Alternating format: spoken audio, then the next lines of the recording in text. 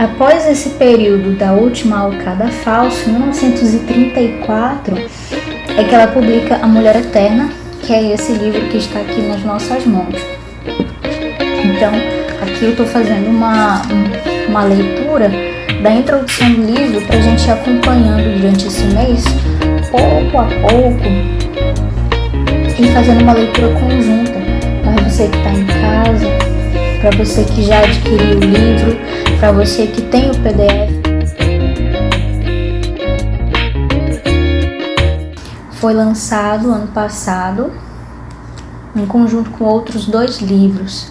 Então, além da Mulher Eterna, de Gertrude von Le Fort, foi lançado um livro de Santo Afonso Maria de Ligório sobre o sacerdócio, e uma tradução inédita de São Pedro Damião. Esses livros foram escolhidos e lançados em meio à época do Sínodo Parapã Amazônia.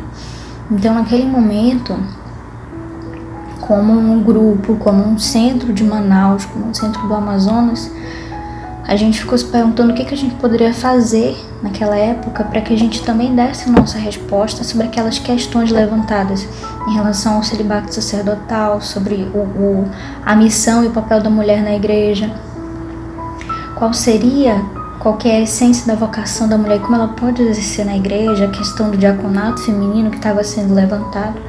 Então, na época, eu procurei livros, obras que pudessem dar uma resposta a isso. E no meio dessa procura eu me deparei com esse livro, A Mulher Eterna, de Gertrude von Le Fort. E esse livro, ele me impactou tanto, que ele foi muito importante para mim, para minha vida pessoal como mulher. E naquele momento, assim que eu terminei de ler o livro, eu sabia que era um livro que precisava ser lido pelas mulheres, que eu precisava divulgar esse livro, que era um livro que necessitava ser lido e relido, não só por católicos, mas por várias mulheres que estivessem precisando dessa leitura. E eu já vou explicar por que ele é um livro indispensável, como muitos falam. Então, na época, procuramos os direitos autorais do livro, Ele havia sido traduzido há muito tempo pela editora Agir, que havia falido, então não estava mais no catálogo de produção. Então a gente se dispôs a fazer uma nova edição desse livro. Então foi quando repensamos em fazer um design bonito e também acrescentar algumas outras coisas para complementar o livro. Então esse livro, ele vem com uma parte de introdução à vida da Gertrude von Le Fort.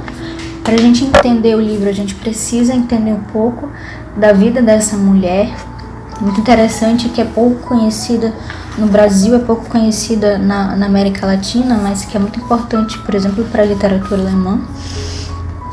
E a partir do momento que a gente vai falar um pouco sobre a biografia dela, então a gente vai entender como que o livro dela é construído, e inclusive a temática desse livro é a mesma temática que permeia todos os livros dela. Esse livro, ele também contém uma linha do tempo que nós fizemos da vida da Gertrude von Le Fort, e a obra em si é dividida em 3 partes. Esse livro, ele contém a primeira parte chamada Mulher Eterna, propriamente dita, a segunda parte chamada A Mulher no Tempo, e a terceira parte chamada Mulher Fora do Tempo. E aí a gente vai entender por que a Gertrude von Le Fort divide essas 3 categorias de mulheres, certo? Então esse livro foi traduzido por José Geraldo Vieira, e o subtítulo da introdução à vida de Gertrude von Le Fort, nós demos o nome de O Mundo Sob um Véu. E isso explica muita coisa, porque a Gertrude von Le Fort, ela analisa o mundo, ela vê a realidade, ela escreve poeticamente tudo sob a forma de um véu. Então, ela não apenas analisa aquilo que ela vê na realidade, sob uma forma metafórica, metafísica, mas ela também escreve de uma forma muito poética, muito sutil. Apesar disso, não é um livro de leitura difícil, na verdade ele é muito fácil, ele é muito gostoso de ser lido, mas que ele precisa de um certo cuidado, uma certa predisposição da pessoa, para se entender exatamente a que camadas de significado que a Gertrude von Le Fort está tentando alcançar. Ele é um livro simples, de parágrafos simples, né? Não tem grandes construções, mas cada parágrafo é extremamente denso. Então, não se assuste pelo livro ser muito fino, né? Ser de uma pequena espessura, mas ele é um livro muito denso e que, por mais que você leia uma vez, você vai querer relê-lo várias vezes e sempre vai ver um novo significado. Então, a Gertrude von Le Fort, ela é uma alemã de origem de uma família protestante, e ela foi criada, inclusive de uma família, era uma baronesa, então tinha relações com a família real, era de uma família nobre, e ela era descendente de huguenotes, então de protestantes que fugiram da França. Então ela foi criada como uma protestante, inclusive como uma ardente protestante. Então ela tinha um conhecimento de teologia, tinha um conhecimento de filosofia muito forte. Ela chegou a estudar teologia nas universidades de Berlim e Heidelberg, e ela teve orientação de um filósofo da religião chamado Ernst Trotsky. Então, o trabalho acadêmico dela sempre girava em torno da religião. Ela também tinha um conhecimento de história da arte muito profundo, e você percebe isso ao longo do livro, porque e é um cuidado que o leitor tem que ter, porque ela coloca muitas referências artísticas o tempo todo no livro. Então, talvez, para quem não esteja acostumado, tenha que ir na internet pesquisar algumas obras de arte, mas nada que prejudique a leitura do livro.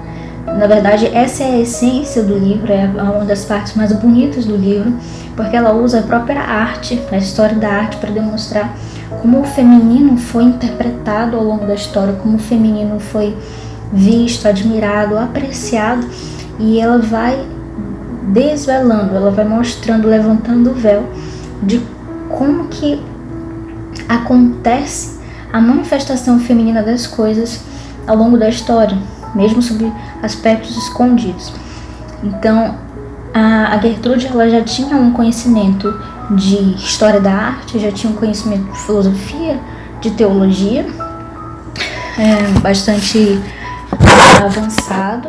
Inclusive, era a profissão acadêmica dela, ela já era uma escritora reconhecida, inclusive, mas a conversão dela à Igreja Católica só ocorreu quando ela tinha por volta de 50 anos. Então ela já era uma mulher madura, não foi uma conversão de juventude, não foi assim um momento de exacerbação de experiências vocacionais, não. Foi um discernimento ao longo de toda a vida dela, num momento muito maduro, por razões filosóficas, teológicas, ela enfim chegou à verdade.